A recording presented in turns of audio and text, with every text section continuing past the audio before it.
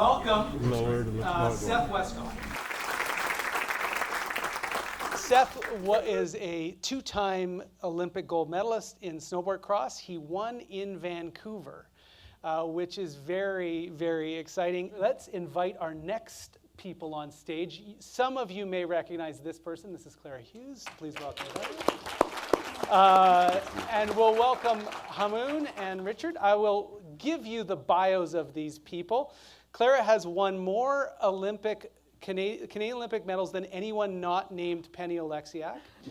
She is a summer and winter Olympian, as you know. I feel like I'm reading something that everyone knows. Does that happen every time you're introduced? Yeah, it feels like it.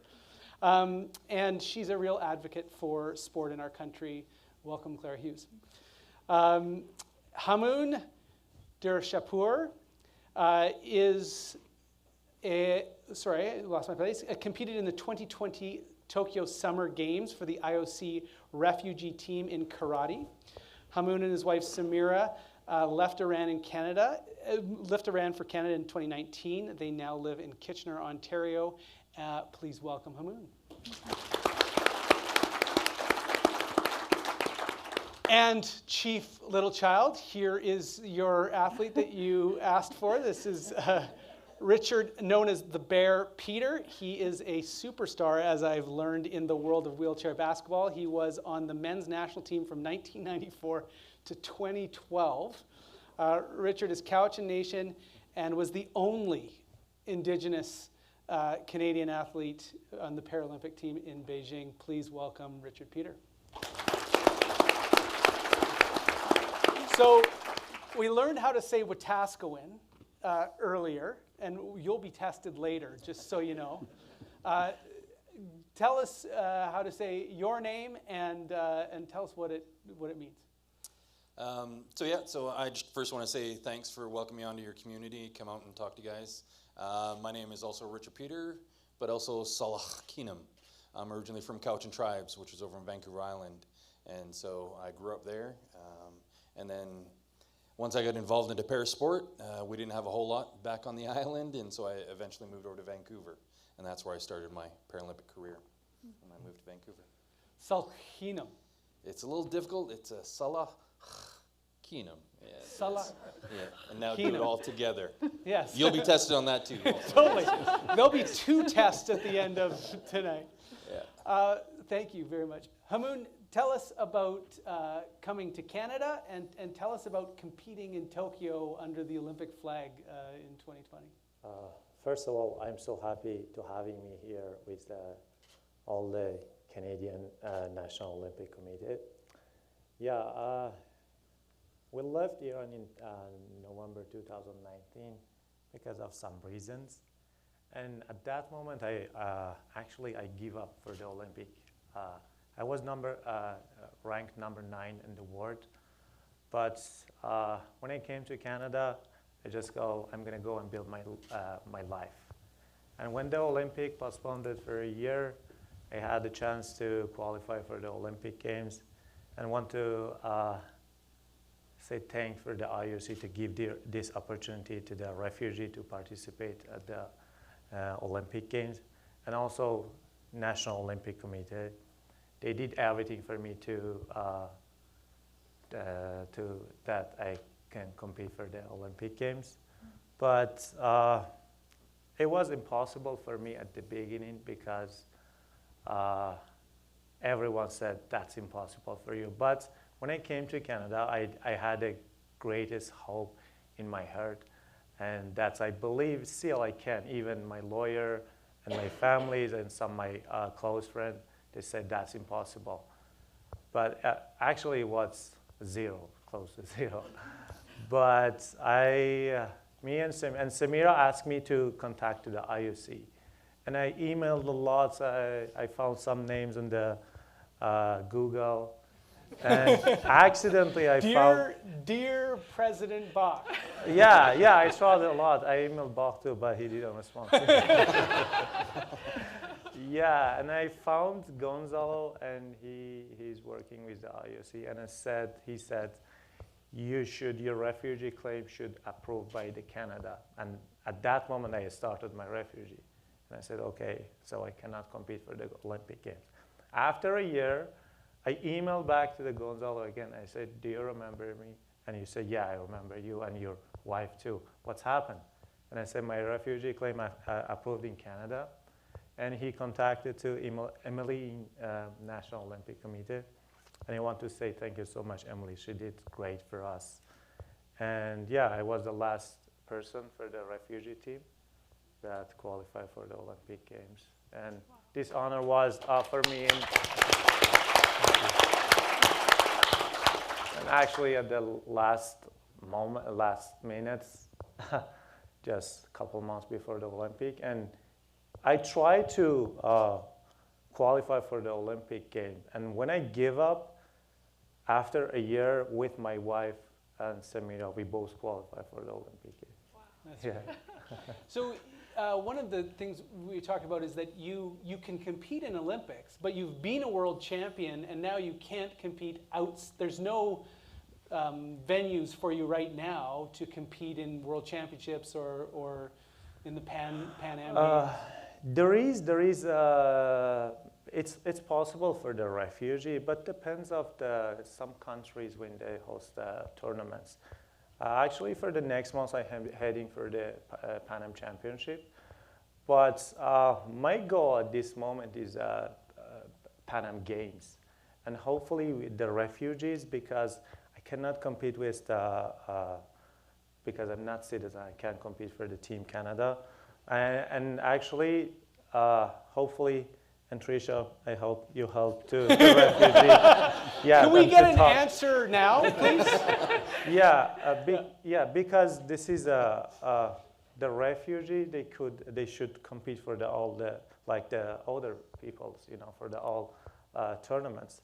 And I believe I can take a better result in the Pan Am Games too. Thanks, Hamoon.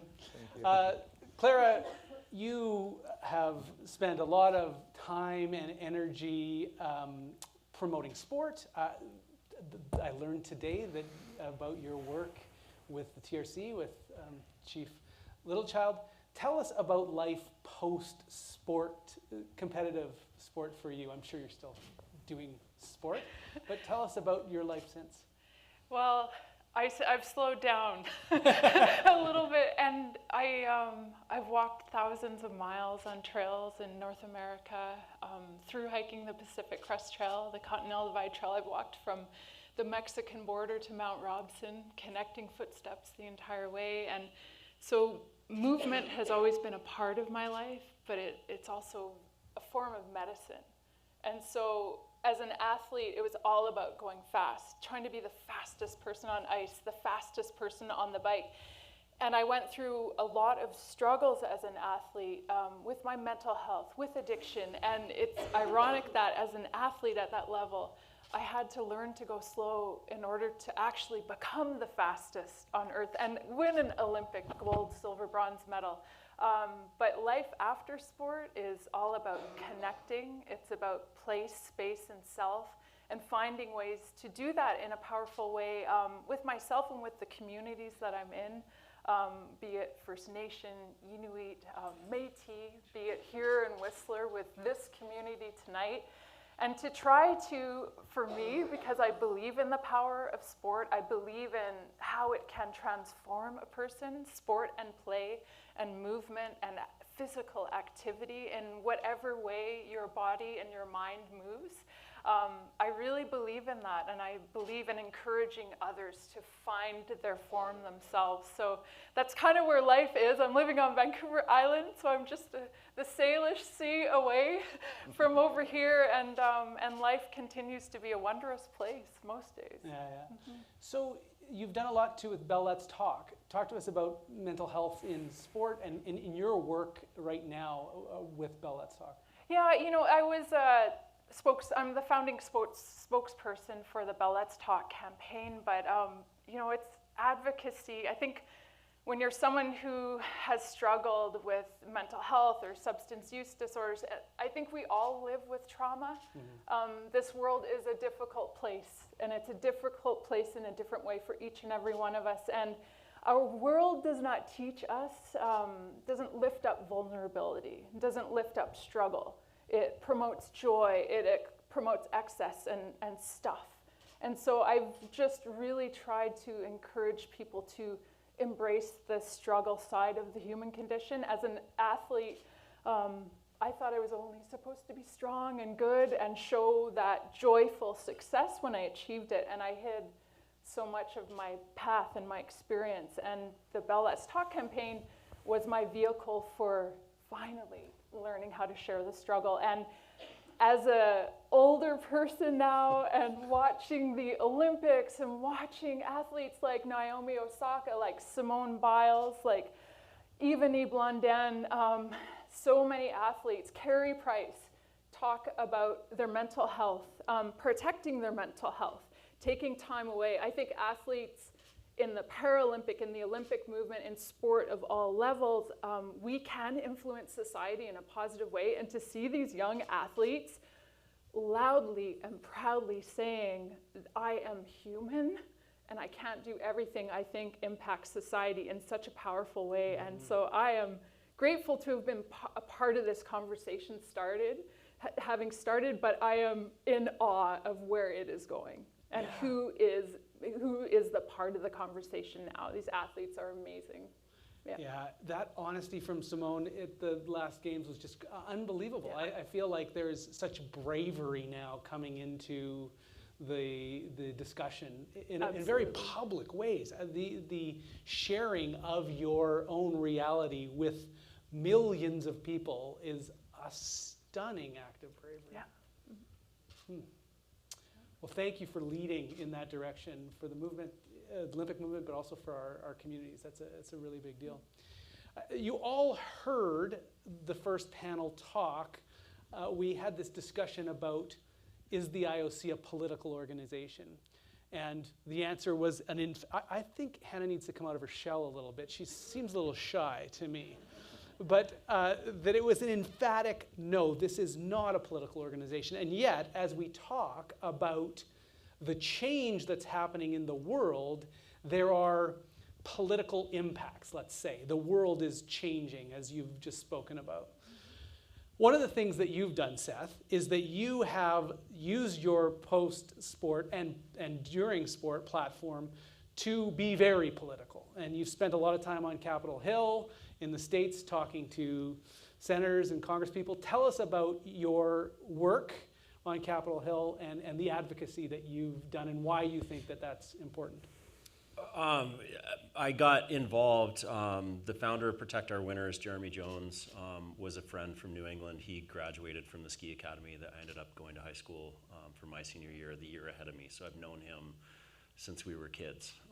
And he decided that what he was witnessing and traveling around the world to do backcountry snowboarding and film production and all that was just the reality of what we're all experiencing in climate change. And going year after year to the same places in Alaska and seeing massive glacial recession on an extremely quick timeline was something that impacted him, and it was something that also I was witnessing.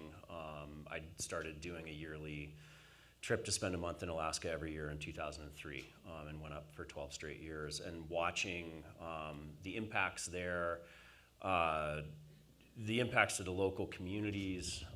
I had a tribal elder from Cordova approach me because something that I didn't realize was still going on. The Valdez oil spill was in 1989. There's never been any reconciliation for that with the local people. And so there was a group coming, and one of the tribal elders came to talk to me as it was right after my first Olympics. Cordova is a small fishing town. It's landlocked. You can't drive there. It's either boat or plane to get there. And the fishing cannery that we operated, the heli operation out of, had shut down when the Valdez spill happened. Since that time, there's been nearly a 50% mortality rate from the people who were fishing at the time, and much of that is due to suicide. People had invested in boats, and just that entire economy collapsed. The oil companies have never been held to account for that, and so he was part of a delegation that was going to Washington to try to bring about some form of reconciliation about this. And I mean, this is 25 years after the fact. That was something that impacted me heavily, emotionally. That the realities of the greed of the corporate world can put aside the importance of human life and living in some form of coexistence with this planet. And so Jeremy approached me after my first Olympic Games, and we started, I would be a part of a group that would go every year and try to just talk to influential members in Congress and in Senate, and people that were from states that had a large economic impact because of the recreation industry. And that's kind of the spin that the Protect Our Winners group tries to put on it.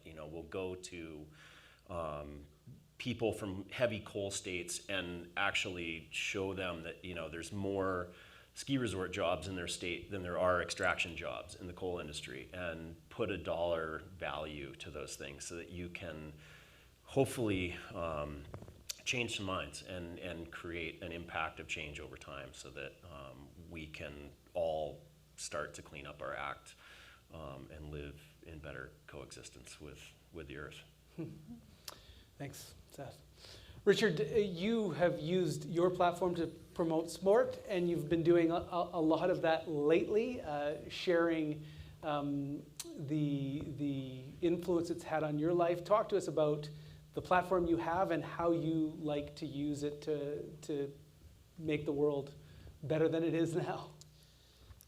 Maybe even just to echo what everybody else is talking about too, and just through the love of sport. I mean, yeah. Me growing up, from Vancouver Island in a small town on a reserve, and I just enjoyed sport. And I got injured. I don't want to scare any parents or mothers here, but I got injured as a young child. I was run over by a school bus, and so that's very traumatic to my family, my community. But through the encouragement of my family, and especially my parents, who said, "All right, Richard, you can't use your legs," but pretty well kicked me out the door and said, "Go play sports, go play, go have fun, go be a kid." No and TVs for you either. Yeah, yeah, and so that was the best thing for me, that I still was able to get out and participate in many events, and so that's where I really embrace being an advocate or an ambassador for the parasport movement. I know it definitely wasn't an easy journey for me to get up here today. A lot of stairs. But that was, I've had a lot of different challenges, uphills and downhills, and so I want to make sure that for any Indigenous athletes that are coming up, up the road, or, well, athletes in general, too, in the parasport community, to try to make that as easy as possible.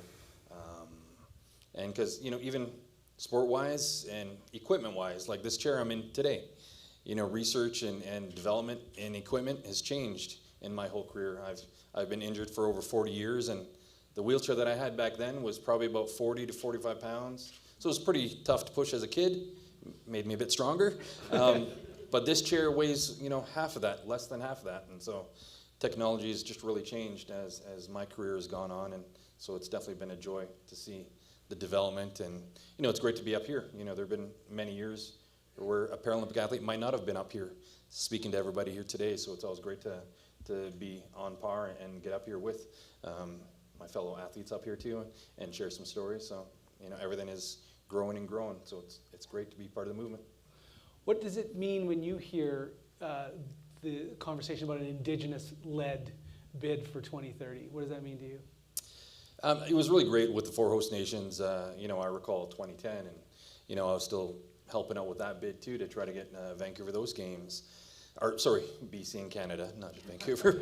But and so it was great to be part of that movement. And so even now, I'd say with 4 host nations, I always sort of bring it down to terms that maybe we were brought to the table a little bit later to help out. And so now I always say, well, now it's great that we could bring the table and bring everybody else to come talk to the table and be part of that movement too. And so, it is groundbreaking. It's the first ever.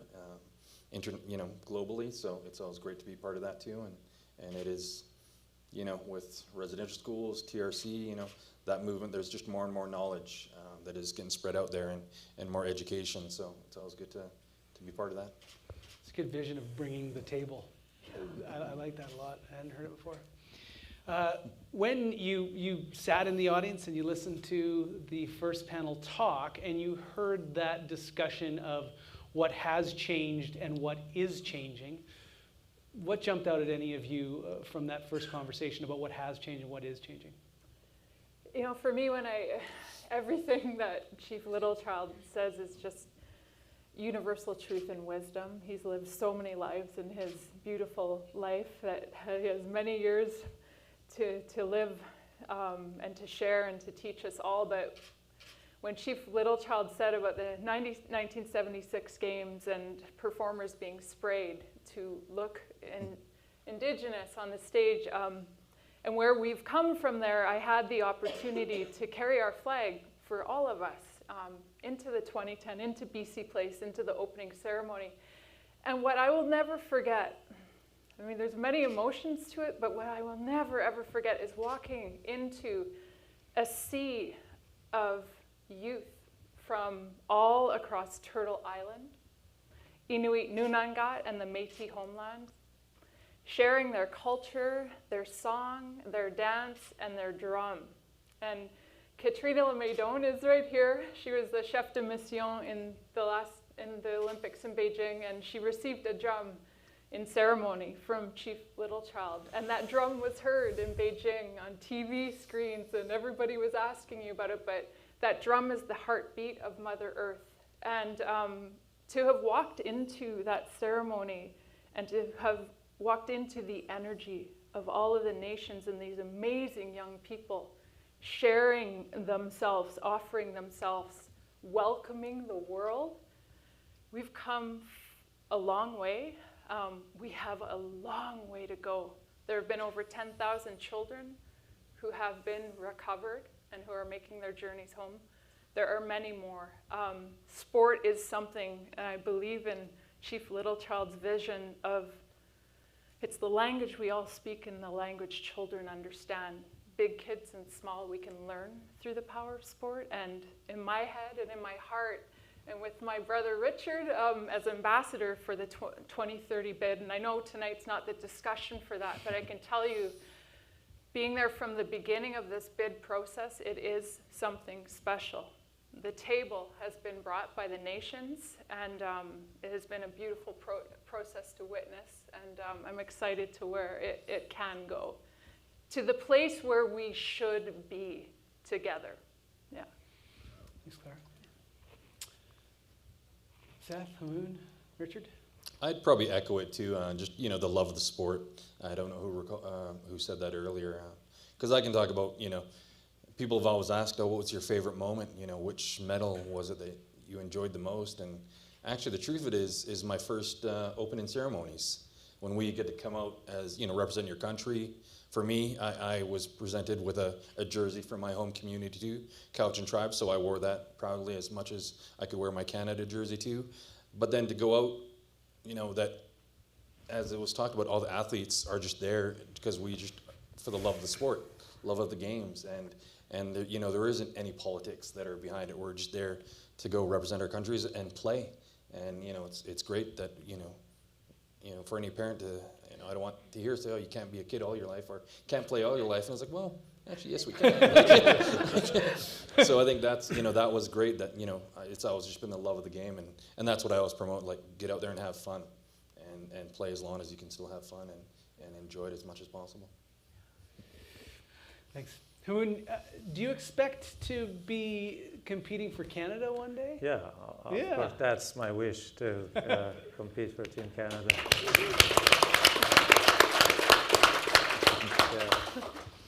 And so what's the process like for that? Do you have to become Canadian before you can compete for Canada, or can you do it on a PR? There is someone from immigration. Yeah, we already, it's around a year we apply for the permanent residence. And when we receive that, it takes, I think, after 2 years, we should apply for the citizenship. Okay. But it takes time. Hopefully, one day can compete for Team Canada, because actually, when it was a great opportunity for me to participate in the Olympic Games, and it was a little bit hard for me too, because for around 12 years I competed for Iran, and when the IOC just called me and they said you qualify for the Olympic Games, I don't want to say I was not happy, but I was sad too, because after 12 years, I couldn't imagine how can I meet my friends, my coach in the village game. But when I met my coach, he started crying because for some reason, but yeah, but in the Olympic Games, I was voice of the refugees, and I just tried to show the people and show the world the refugee can succeed and achieve the Olympic medals. That one was my goal, but I missed the bronze medal at the last second. But still, it was a great, I think, performance for us, because for 2 years, I only trained with Samira, and without any partner, without any tournaments. And she actually retired. She was Iran national team coach too. But there wasn't any chance for me to train with the other because of the pandemic and lots of things. But I think we did great after, we cried a lot after the games together. But after that, everyone said, you guys did great, and even just better than lots of countries. And only for karate, we never been in Olympic. It was the first time, and we were a member of a group of Olympian for karate, yeah, and also it was a little bit hard for Samira too, because she should coach me and also train with me as a partner. But I think if I say this one, she will hate me. We had a deal together, because all the time, this is karate. Sometimes I hit Samira. I had some punches. And we had a deal, and she said, for each punch, you should pay me $50 for the kick, $60, and every weekend she give me an invoice. Okay, you had 2 punches, scratches, and I said, okay, yeah. She's a very expensive coach. Yeah, yeah. Do you know of any other husband-wife team that are coach and athlete? Are you the only ones? There should be more, but there actually, should be, but there isn't. Yeah, because I saw some people, they're partnered, and but I don't know some women coach the men's in the Olympic Games, yeah. And lots of people, and even my friends said you should ask for another coach, and I believe Samira as the only person can help me for the Olympic Games. Yeah. Yeah, and I think she did great.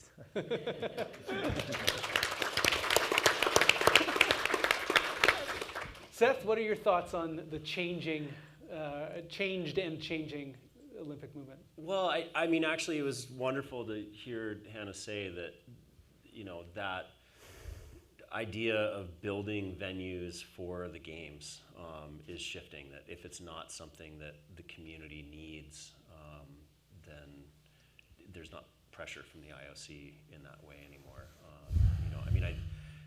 I think I've been really excited with the notion of it coming back here, just because, I work with a couple of the young guys on the Canadian snowboard cross team now that would still be in their prime when that is here, and just that, I don't know, like that generational shift of being able to give your knowledge back to help that next generation come, and what I think Whistler is as a beacon for sports in all of North America is just such an amazing place that, it's, I have friends as kids that, we grew up seeing the ski movies of this place that Greg Stump made and things like that. And it's just always been this beacon for lovers of winter sport from all over North America and all over the world. And so it just feels fitting that, there's that possibility that it would return. Well, I have to tell you, this has been a incredibly inspiring night for me, and I feel like Chief Littlechild really led us all down this path, which was so kind of him, I think, to do for us tonight. And so I want to thank you, Seth, very much. I want to thank you, Clara. I want to thank you, Hamoon. I want to thank you, Richard, for what you've done here tonight, sharing with us, but also how you've inspired us as people. So grateful for your time tonight. Please join me in thanking them.